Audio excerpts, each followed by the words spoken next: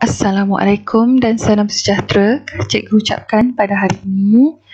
Alhamdulillah, hari ini kita akan belajar semula bahasa Melayu tahun 3. Kita akan sambung tema keselamatan, unit keselamatan di rumah yang bertajuk tutup supaya selamat. Okey, baiklah murid-murid, buka buku teks muka surat 49.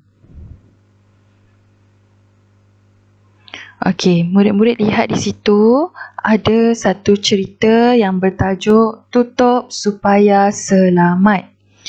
Terdapat dua peristiwa yang berlaku di dalam cerita ini, iaitu sebelum dan selepas. Mari kita baca teks petikan ini bersama-sama. Baca petikan dengan sebutan dan intonasi yang betul. Peristiwa sebelum yang berlaku adalah Hanif dan adiknya suka menunggang basikal di halaman rumah mereka. Pada suatu hari, Hanif telah terjatuh semasa menunggang basikal. Lutut Hanif terluka. Ayahnya, Encik Salim, mendapati longkang itu perlu ditutup. Okey, baiklah murid-murid, jika murid-murid lihat di situ, Hanif telah terjatuh di tepi longkang. Kesian Hanif, lutut Hanif telah terluka. Sebab apa? Sebab longkang itu tidak ditutup. Jadi biasalah kan kanak-kanak main basikal, tiba-tiba tak boleh kawal basikal, terjatuh ke dalam longkang. Jadi ayahnya Encik Salim mendapati longkang itu perlu ditutup. Jadi selepas peristiwa itu ini selepas Encik Salim telah memasang penutup longkang. Penutup longkang itu diperbuat daripada bahan yang kukuh. Pemasangannya juga dilakukan dengan kemasnya. Beliau berharap agar kemalangan tersebut tidak berulang lagi. Kini Hanif dan adiknya boleh menunggang basikal dengan selamatnya. Baiklah murid-murid, tengok di situ bapa Hanif iaitu Encik Salim telah memasang penutup longkang.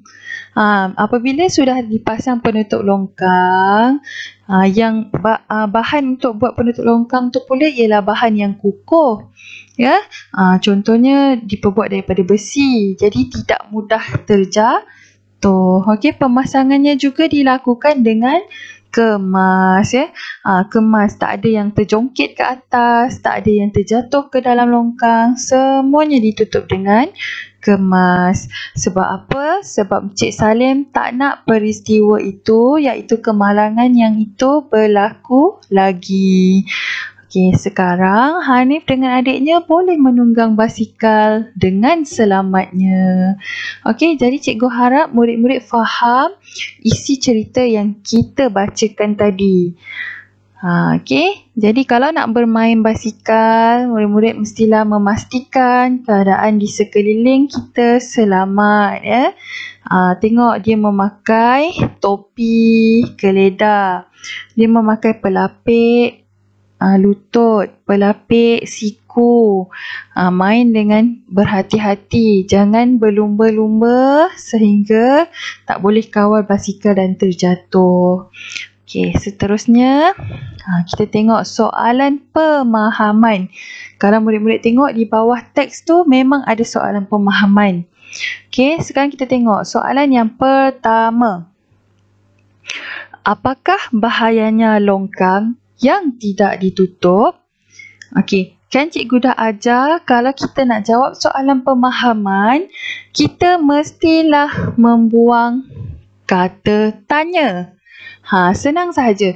Kita dah buang kata tanya, kemudian kita tulis balik bahayanya longkang yang tidak ditutup. Kena tulis semula-semua ni, dan B itu mesti ditulis dengan huruf besar. Bahayanya longkang yang tidak ditutup adalah boleh menyebabkan kemalangan. Ya, okey, bahayanya longkang yang tidak ditutup adalah boleh menyebabkan kemalangan. Baiklah, seterusnya soalan yang kedua. Mengapakah kita perlu memasang penutup longkang? Okey, sama juga kita buangkan perkataan mengapakah. Kita mulakan jawapan kita perlu memasang penutup longkang supaya kawasan rumah sentiasa selamat. Ya, jika kita tak pasang penutup longkang, bila-bila masa je kita boleh terjatuh.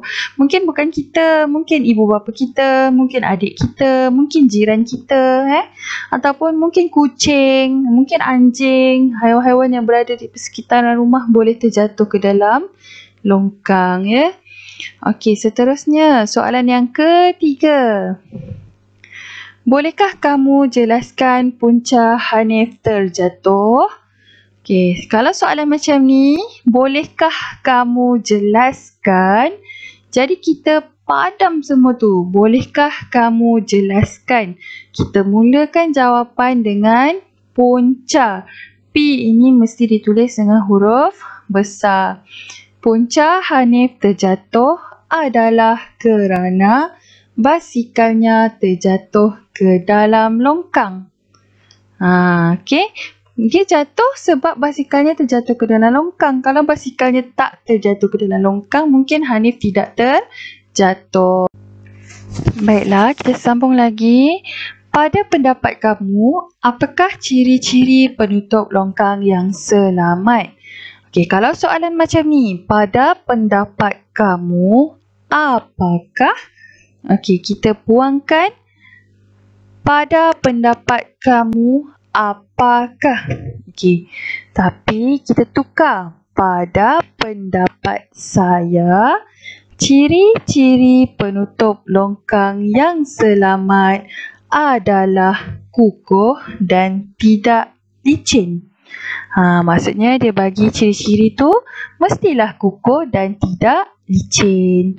Supaya kukuh tu maksudnya kuat. Jadi maksudnya kalau benda yang berat berjalan di atas penutup longkang tu, penutup longkang itu tidak akan patah, ya. Dan tidak licin maksudnya kalau hujan ada air, orang tidak akan tergelincir lalu jatuh ke dalam longkang, ya. Itu ciri-ciri keselamatannya, ya. Okey, seterusnya nombor 5. Apakah nilai murni yang ditunjukkan oleh Encik Salim? Apa itu nilai murni, murid-murid? Okey, nilai murni ialah perkara baik yang ada di dalam diri seseorang. Ya. Contohnya, nilai murni untuk manusia rajin, bertanggungjawab, penyayang, menjaga kebersihan diri, menjaga keselamatan diri. Ya. Jadi, apa agaknya nilai murni yang ditunjukkan oleh Encik Salim bapa kepada Hanif tadi? Sama juga kita buang perkataan apakah. Okey, kita jawab nilai murni yang ditunjukkan oleh Encik Salim adalah penyayang dan bertanggungjawab. Kenapa cikgu kata dia penyayang? Sebab dia sedih tengok anak dia cedera kerana terjatuh. Lalu cepat-cepat Encik Salim membuat penutup longkang, ataupun mungkin dia panggil orang, dia upah orang untuk buat. Dan bertanggungjawab, maksudnya Encik Salim ialah seorang bapa, ketua keluarga. Jadi Encik Salim bertanggungjawab menjaga keselamatan anak-anak dan ahli keluarganya. Okey, jadi murid-murid, itu ialah cara bagaimana nak menjawab soalan pemahaman, ya. Okey, oleh kerana buku-buku pemahaman semua ada pada cikgu, jadi cikgu tak mau suruh buat salin semula. Cikgu nak murid-murid buka buku aktiviti muka surat 49. Ya, ini cikgu nak murid-murid buat latihan dalam buku aktiviti ni. Okey, sama cara dia, baca petikan ni perlahan-lahan. Sambil baca, sambil faham ya, sambil tengok mana jawapan yang betul. Okey, lepas tu tengok, baca soalan. Mengapakah dahi Aidan bengkak? Jadi macam cikgu cakap tadi, kena buang kata tanya. Dahi Aidan bengkak kerana cari makna jawapan. Jika jumpa jawapan, gariskan jawapan. Nanti kamu boleh terus pindahkan ke dalam garisan sini ya. Selain bucu meja, di manakah pelindung bucu ini sesuai dipasang? Okey, jadi macam mana nak jawab? Selain bucu meja, di manakah ni buang pelindung bucu ini sesuai dipasang di mana tulis. Yang ketiga, adakah pelindung bucu mudah dipasang? Kalau ada soalan adakah, jawapan di depan sama ada ya atau tidak. Cikgu dah bagi tahu dalam kelas hari tu, kalau ada soalan adakah, mesti jawab ya atau tidak. Kalau ya, tulis ya, pelindung bucu mudah dipasang. Tidak, pelindung bucu tidak mudah dipasang. Mesti ada alasan kenapa. Kenapa kamu cakap mudah dipasang? Kenapa kamu cakap tidak mudah dipasang? Tapi biasanya kita galakkan jawapan yang positif. Ya, pelindung bucu mudah dipasang kerana apa? Okey, apakah tindakan kamu sekiranya mengalami kecederaan apabila terlanggar bucu meja? Jadi, buangkan perkataan apakah, tulis tindakan saya. Sebab kamu ni tukarkan kepada saya. Sekiranya mengalami kecederaan apabila terlanggar bucu meja adalah apa? Ya, ini ialah soalan KBAT. KBAT ni maksudnya kena berfikir sendiri. Dia tak ada dalam teks yang kita baca tadi. Okey, maksudnya buah fikiran sendiri. Okey. Okey, seterusnya tulis dengan cantik dan kemas.